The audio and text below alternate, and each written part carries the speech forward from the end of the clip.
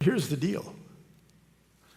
It says in Hebrew, not that God made a covenant, but God cut a covenant.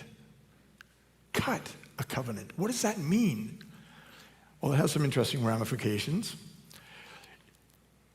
Not the least of which is that it has the implication of an eradication, where something comes to an end. That was, and it starts something new. So this is going on this way. Somebody comes to me and says, I want to do this with that. And we cut a covenant, meaning that whatever I was doing is now over. It's finished. It's finished. And they move on. And when it's a land deal, it probably went on until the year of Jubilee, when everything reverted back.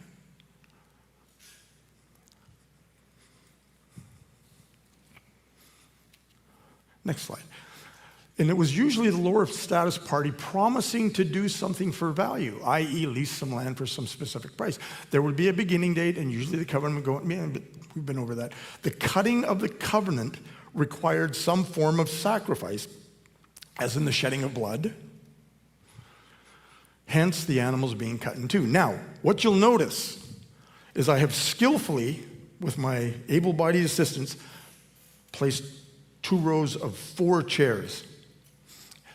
Each row is half of an animal. Cow, actually, rephrase, bull, she-goat, ram, turtle dove, pigeon. And the way the covenants would work in the ancient Near East was that the lesser party,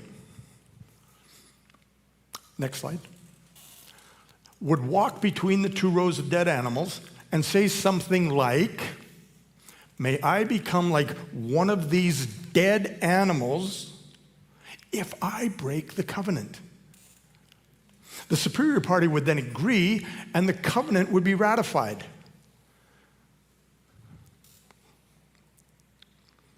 It's all very forensic, isn't it? But what do we notice that's different in this story? Anybody? Abram didn't walk it. God walked it. God made the covenant.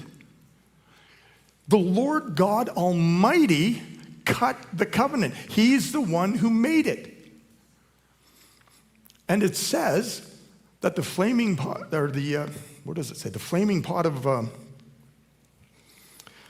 fire, or the smoking pot of fire, and the flaming torch passed through. We know that fire and smoke are always, or not always, but are often associated with God. Think of Sinai, Mount, fire, smoke, lightning. And he walked through, guaranteeing that the covenant would not be broken.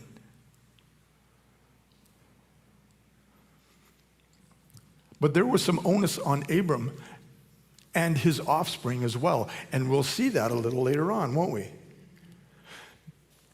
But this is the covenant that was cut. A sacrifice, a payment was made with blood.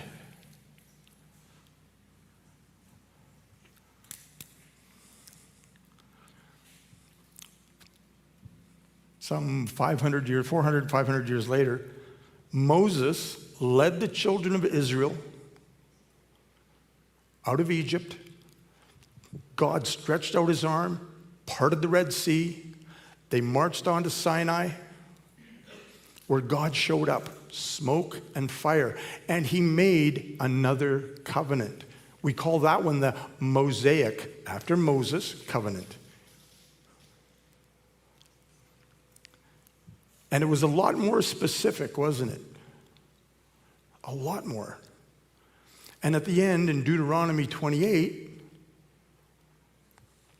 there's a lot of blessings and curses. Remember back when we were doing the Beatitudes Brenda talked about the blessings and curses in Deuteronomy 28.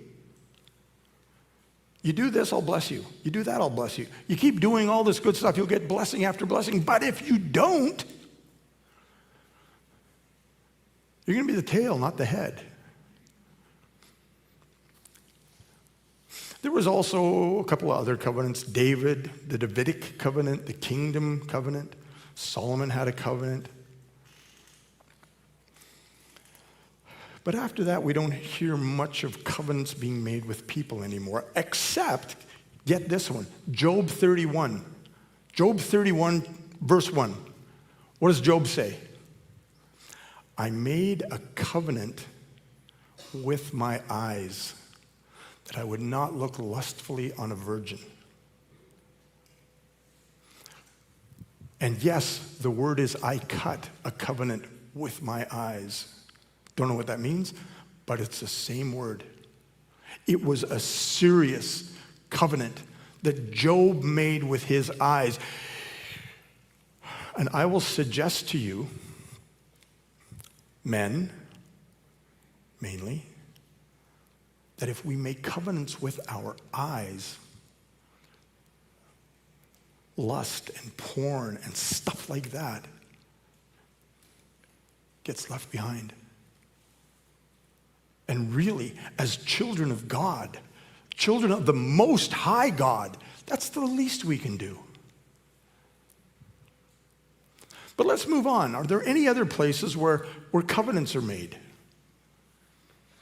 Well, oddly enough, there is. In Jeremiah 31:31.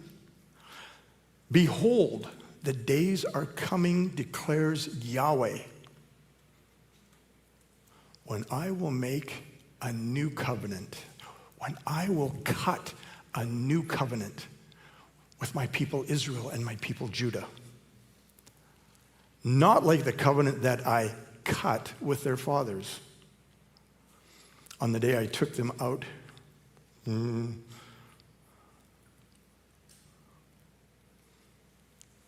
by the hand to the land of, out of the land of Egypt. My covenant that they broke, by the way, they broke it. For this is the covenant that I will cut with them, declares Yahweh. I will put my law within them. I will write it on their hearts, and I will be their God, and they shall be my people. So God is talking about Jesus, isn't he? Long term, he's talking about Jesus, the covenant that he cuts with Jesus, that Jesus cuts. Think about that. The Lord God Almighty comes down to earth in human form, in the womb of his mother, through the birth canal, born a little baby, going through all the stuff. Probably not the terrible twos with Jesus, probably the terrific twos. Be that as it may, he went through it.